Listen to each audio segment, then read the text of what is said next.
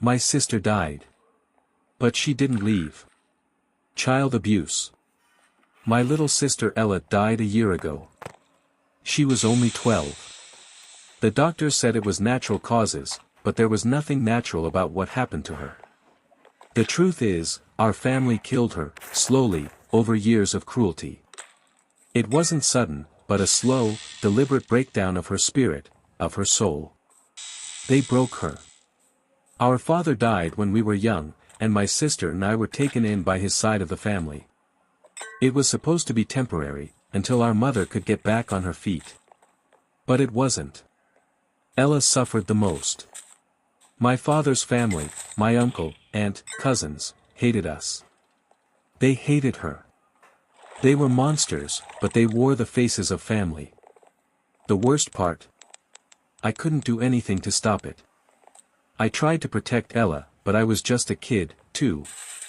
She'd get locked in the basement for days, the door clicking shut behind her while my aunt turned the key with a smile. Sometimes, they'd forget to feed her. Other times, they'd do it on purpose. It wasn't just the physical abuse, it was the torment. The things they said to her. They loved to make her feel small, powerless. I remember seeing her eyes when they told her she wasn't worth anything, that no one would miss her if she disappeared. Her eyes went empty. Dead. I didn't realize that, in a way, she had already died long before her heart stopped. Ella's death was a relief to them, a way to erase their guilt, bury their sins. I think they believed, deep down, that once she was gone, all the things they had done would be buried with her. They never expected what would happen next. At the funeral, something strange happened. Our mother, broken, hollow, not really there, stood apart from the rest of the family. She wasn't crying. She hadn't cried since the day Ella died. I watched her walk up to the casket, her hands trembling as she touched Ella's cold face. For a moment, it looked like she was about to break down. But she didn't. Instead, she leaned over Ella's still body and whispered something into her ear. I wasn't close enough to hear it, but I saw the look in her eyes. I'll never forget that look. It was unsettling. Like she was speaking to someone she knew would hear her, someone who wasn't really gone. Later that night, I asked her what she whispered. At first, she didn't answer. She just stared at me, her expression unreadable. But then, in a voice that was barely a whisper, she told me. I told her to avenge me. I didn't understand what she meant at the time. I thought it was just her grief talking. After all, the family had taken everything from us. I thought she was just angry, broken. But now, looking back, I realize it was something much darker. The first sign that something was wrong happened the night after the funeral. It started with the sounds. It was subtle at first, soft whispers that seemed to come from the walls, like distant voices carried on the wind. But the house was still. There was no wind. I remember standing in the hallway, holding my breath, listening. It wasn't random noise. It was too clear, too deliberate. You know what you did. At first, I thought it was my imagination. I told myself I was just hearing things. But the whispers grew louder each night. They weren't coming from outside, they were inside the house, crawling through the cracks in the walls, echoing in the corners. Sometimes, I'd catch a word or two, but other times, it was just the soft, almost pleading sound of a voice I couldn't place. But the others heard it too. My uncle, the cruelest of them all, was the first to crack. He began waking up in the middle of the night, drenched in sweat, screaming about seeing something in his room. He swore that Ella was standing at the foot of his bed, watching him. She's not gone, he'd mutter to himself during the day, pacing back and forth. His eyes were wild, sunken, like he hadn't slept in weeks. She's still here. No one believed him. They thought he was losing his mind.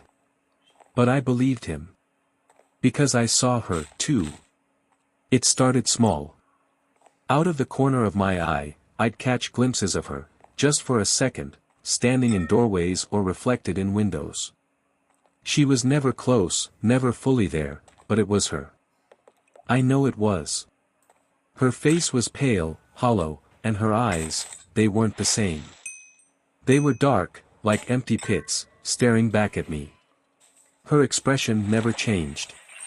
It was like she was waiting for something, or someone. I tried to ignore it, tried to convince myself that it was just my mind playing tricks on me. But deep down, I knew. Ella wasn't resting. She was waiting. Then, the scratches started. It was late one night when I heard it, a slow, deliberate scraping sound, like nails dragging across the walls. It came from inside the house, from the basement, where they used to lock her away. I wanted to believe it was a rat, or maybe just the house settling, but when I went downstairs to check, I found something much worse. The walls were covered in deep scratches, gouged into the plaster, as if something, or someone, had been clawing at it, trying to escape. But that wasn't the worst part. Above the scratches, carved in the same jagged lines, were words. Words I knew weren't there before. You will pay. My uncle was the first to die. They said he fell down the stairs in the middle of the night, that it was a tragic accident. But I know what really happened. I saw his face before they covered it up. His eyes were wide open, filled with terror, as if he had seen something, something that shouldn't have been there. After he died, things escalated. The whispers became louder, more insistent. The footsteps started, slow, deliberate, like someone walking through the house in the dead of night. Every time they happened, I would freeze, listening, praying it would stop. But it never did. My aunt, who had locked Ella in the basement so many times, began hearing voices. At first, she thought it was just her imagination, but the whispers followed her everywhere. In the bathroom, in her bedroom, even in her car. Always the same voice. Always Ella. She begged for it to stop, but it didn't. She started sleeping with the lights on, but that didn't help either. One morning, I found her sitting on the floor of her room, her eyes wide and vacant, mumbling to herself. She wouldn't look at me, wouldn't respond. All she did was repeat the same phrase, over and over. She's coming for me. She's coming for all of us. The rest of the family didn't fare much better. My cousins, once so full of life, started looking hollow and gaunt. They hardly spoke anymore, their eyes darting around the house as if they were waiting for something. I knew what they were waiting for. Ella. It was only a matter of time before she came for them too. And then there's me. I thought I'd be spared, that Ella wouldn't come for me because I had tried to protect her. I wasn't like the others. I loved her. But lately, I've been hearing something, too. At first, it was just a whisper in the dark, something I could ignore. But now, it's louder. Clearer. I hear it in my dreams, and sometimes, I wake up in the middle of the night with the feeling that someone is standing over me, watching. Last night, I woke up to find a message scratched into the wall beside my bed. I'm coming. And I know she is. I'm a police officer that quit his job after a paranormal experience. I'm not a superstitious person. I didn't believe in ghosts or demons until now. Yeah, stuff happens that can't be explained. But I just want you all to know that it took more than a couple of flying spoons or a door opening on its own to scare me out of my job. Since the department didn't find any reason to keep this police report confidential, I will now detail you everything I can on what happened on the scariest night of my life. We had just received word from dispatch to check out a noise complaint in a small neighborhood whose name I will not disclose for their privacy. It was me and my partner. Let's call him Paul and I'll go by Mike. We arrived sometime after midnight. The street is dead. Everyone is sound asleep at this point. We park our patrol car in front of the aforementioned house and exit the vehicle. We knock on the door and let our presence known, police. Is anyone home? A little girl, 8 to 10 in appearance, opens the door and peeks through the gap. "Hey," I crouch to make myself less intimidating. "Is your parent or guardian home?" She shakes her head. My first thought was that she probably had the TV a little too high and woke up the neighbors. But before I could tell her to stay inside and lock the doors then part, I heard the sound of crashing silverware coming from what I presumed would be the kitchen. The entire house was nearly pitch black. The girl answering the door and shaking her head let me know she was alone. Which makes whoever made that noise an intruder as far as it concerns me. I asked the girl to step outside and turn to Paul. "Paul, why don't you give her one of those lollipops you like to suck on when you're nervous?" Paul gave me a cold stare as the girl giggled. They went to go wait by the car as I slowly pushed the door all the way open. "Police. If there is anyone in this house, please let yourself be known." Without a warrant, I had no right to enter the building. I tried my best to spot whoever made the noise, but it is too dark to see. Just any sign of a threat and I would be justified to search the house. But nothing. I left the door open and headed back towards Paul and the girl. "Hey again.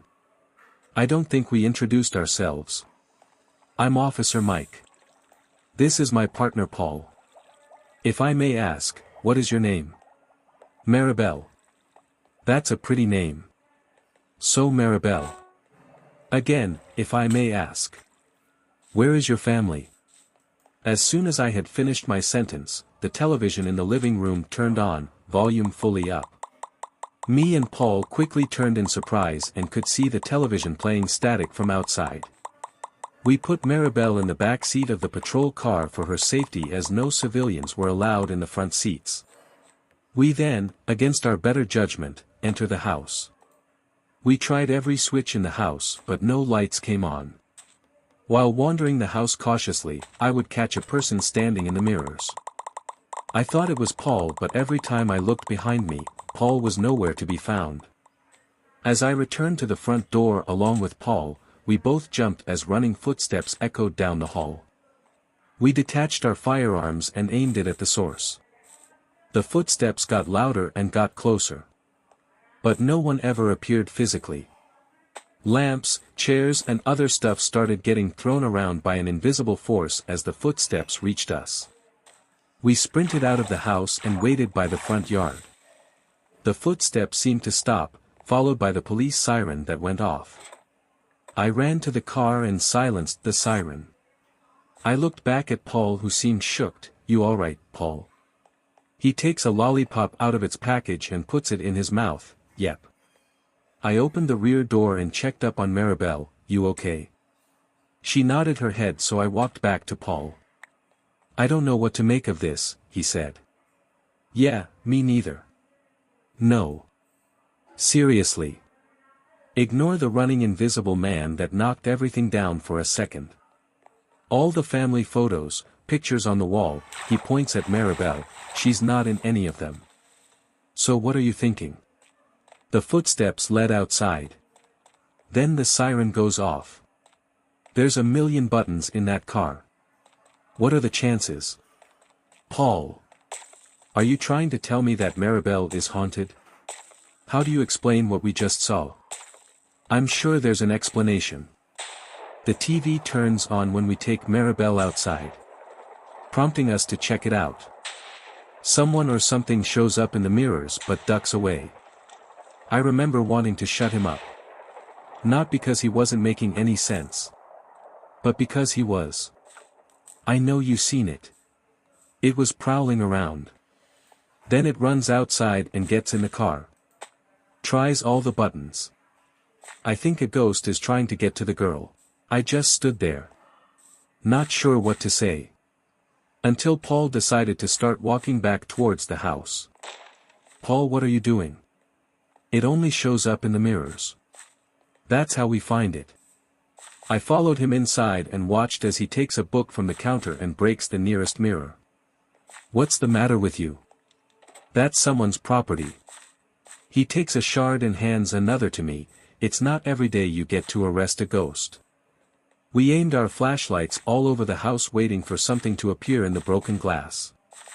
I recall praying to God Almighty to not let anything show up, but it did. I panicked as it swung its red bony arm at my back. It ripped right through my uniform, causing me to fall forward. I dropped the glass, which broke into smaller chunks. It continued clawing at my shirt and flesh, but stopped when Paul opened fire. I heard it screech, fading as Paul helped me up. We both then hurried back outside to find Maribel missing from the back seat. It was difficult explaining what happened to the department without sounding like nut jobs. The police cameras who we were betting on to prove our stories had shut off the moment we entered the house. The thing, whatever it was, must have turned them off while we were unaware. The only part of our story that our police captain took seriously was the girl, Maribel. The captain brought up a missing person report and asked us if this was the girl we saw. It was. It's been just a few days since I gave up the badge to save whatever little pride I could spare. I just ask to whoever reads this and to whomever it may reach. The next time a door opens on its own or things move by themselves in your home. My mom has always been a neat freak, but lately she's taken it too far. My mother has always been overly obsessed with cleaning, and I'm not just talking about the house. I mean everything. Her car, my clothes, the insides of her ears. Hell, even the cat gets a thorough scrubbing at least once a week. Mom's fixation on cleaning has always been a bit of a thorn in my side, but it used to be somewhat manageable. Now, I'm downright terrified of what it's done to my mother. Mom, please. Let me help you with this. You've had a long day. No, Mom replied, refusing to take her eyes off the spot she was scrubbing on the kitchen floor. You're not thorough enough. You know that. I sighed. It was a very blunt way to put it, but she wasn't wrong. Mom expected each tile to be absolutely spotless, and I just didn't have the time nor the dedication to make that happen. Still, I'd be lying if I said I wasn't a little bummed out about it. All I wanted was to spend a little quality time with her, even if it meant relentlessly cleansing the already pristine floors. Okay. I'll be up in my room, then, I said, heading for the stairs. I still don't know what made me do it. Maybe it was due to frustration, or resentment, or a primal need for attention. Maybe it was a mix of the three. What I do know, is that what I said next was the catalyst for Mom's downward spiral. It doesn't matter how clean the house is. It won't make Dad come back home. Instant regret washed over me the moment the words left my lips. Mom froze, staring holes into the shimmering tile before her. Her eyes began to water, and a deep sense of guilt settled into my stomach. I know. A long, tense silence followed. My brain scrambled for the right words to say. Anything to fix what I'd done. But each time I opened my mouth to speak, the apology died on my tongue. I'm sorry. I didn't mean it, I finally squeaked out, tears welling in my own eyes. Mom didn't respond. She just continued solemnly scrubbing away at stains that I couldn't see, acting as if I'd never said anything at all. Mom was different after that incident. More closed off. Before, when I would come home from school, she would take a moment to greet me and ask how my day was. I always looked forward to that. Now, she doesn't give me so much as a wave. And to top it all off, Mom's daily cleaning spree escalated from intense to out of control. She started vehemently cleansing everything in the house 2 days ago, and she hasn't stopped since. I first noticed it when I arrived home from class. The moment I walked through the door yesterday, Mom was on me like white on rice. She snatched the backpack from my grasp, and began furiously wiping it down. Good to see you too, Mom. She didn't reply, her eyes laser-focused on my bag.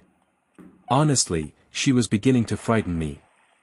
I knew that what I'd said had struck a nerve, but I didn't think Mom was petty enough to ignore me entirely. Yes, I screwed up. But I didn't deserve to be shunned.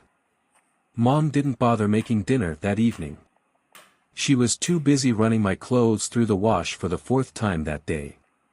It was as if Mom thought I had some kind of infectious disease, and the only way to prevent it from spreading was to clean my belongings like there was no tomorrow.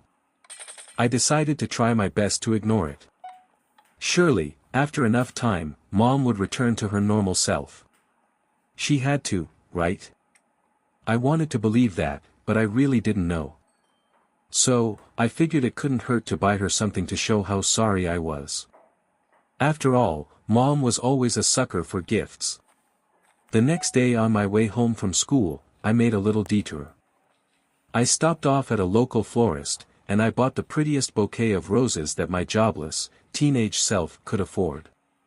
As basic as it is, red roses are Mom's favorites. I grinned like the Cheshire Cat the entire walk home, eagerly awaiting Mom's response to my present. I sauntered through the door, armed with my random expression of kindness, and I marched straight up to my mother. She was busy dusting the tops of the kitchen cabinets, so she didn't see me right away. "Mom, I'm home." Silence. She didn't even turn to look at me. I sighed. I didn't want it to have to come to this. "Mom! I bought you something!" I shouted, waving the flowers in what I hoped was her peripheral vision. That did the trick. "Oh, hello honey. I didn't hear you come in." "Are those for me?" she asked, exaggeratedly placing her hand over her heart. "Yep. I wanted to apologize, for a couple days ago. I shouldn't have said that. I'm sorry." I could feel hot tears stinging at my eyes. I may have had to stoop as low as to buy my mother's love, but my apology was genuine. "It's okay, Gemma. I know you didn't mean it," Mom said, hopping down from the counter and wrapping me in a massive bear hug. I won't lie, I may have shed a tear or two. I'd really needed that. Mom smiled warmly at me when she finally pulled away. My heart swelled with relief. For the first time in a long time, I felt like things were going to be okay. How wrong I was. I watched as Mom's gaze broke from mine and fell to the roses still clutched between my fingers. Her welcoming visage melted, and a deep frown replaced her affectionate grin. "Sweetie, the thorns. You're bleeding." I glanced down, and sure enough, she was right. A small rivulet of crimson was traveling from the back of my hand down to my wrist. I must have been so caught up in the moment that I didn't feel it. "Let me clean that up for you. We wouldn't want it dripping onto the floor, now would we?" Mom said, snatching a wet rag from the sink. I placed the bouquet onto the counter, and began backing away. "No, Mom. It's fine, really. I'll just go to the bathroom, and dash." "Nonsense. I'll take care of it. Let me see." "Mom, it's okay. I can handle it." "Gemma, let me see it." Mom gritted her teeth and clutched the rag so tightly that a few droplets of sink water fell to the floor. "All right," I said, hoping not to anger her any further. "That's a good girl," Mom replied, snatching my wrist. She began rubbing ferociously, wiping at the bloody spot like it was a deadly virus that needed to be eradicated. I released a weak whimper as she continued, unrelenting. "Mom, stop. That hurts," I whined, tugging against her grip. "Just a little bit more." "No. Let go of me," I shouted, ripping my arm away. I glanced down at my hand to find that Mom had only made it worse. My skin stung, and I could tell that the abrasion had spread as a direct result of Mom's obsessive cleansing. "Get back over here." I wasn't done yet, Mom ordered, advancing toward me. I hesitantly met her stare, and my heart dropped. Mom's eyes were wild. They looked hungry. Predatory. Like a rabid animal ready to tear into its prey. I slowly backed into the hallway. I didn't know what to do. I had never seen her like that before. "Mom, please. You're scaring me." My voice sounded so brittle. In that moment, I felt like a scared, defenseless little girl again. And that terrified me. Oh honey, there's nothing to be afraid of. Mommy won't hurt you. Just come here, and I can make all the pain go away. For a second, Mom's manic expression faded. I could sense the nurturing, loving parent that I once knew. I almost returned to her. But then, she lunged for me.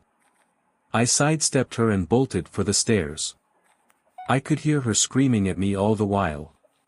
Come here, you disrespectful little shit. I will not tolerate this kind of behavior. You get your ass back down here now, young lady. If I have to come up there, mark my words, you will regret it. Tears trickled down my cheeks as I flew up the steps and locked myself in my room. I shoved my dresser in front of the door, barricading myself inside. I had never seen Mom in such a volatile state, and I had no idea what she was capable of. That's where I am now. I didn't want it to have to come to this, but I think I'm going to have to call the police. My heart is racing as I type this out. And to make matters worse, I found a letter where my dresser had been. I think someone wanted me to find it. My name had been hastily scrawled across the front, and it looked old. With trembling hands, I opened the letter and read its contents. Gemma. I'm sorry for doing this to you and your mother. I love you more than anything in the entire world, but I couldn't stay with her any longer. I'm a coward for that, but I had to leave for my own safety. This may sound insane, but you need to know. A few years after you were born, we were both in a dark place. I was drinking heavily, and your mother had turned to the occult. She ended up being possessed by a demonic entity. It reacts to the sight of blood. Whatever you do, never show her if you're bleeding.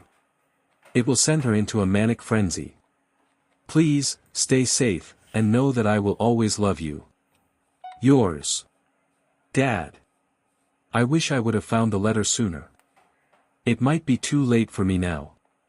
Because I can smell potent cleaning chemicals and bleach wafting through the cracks in the door, and Mom is calling in a sickly sweet voice. Gemma, please come out.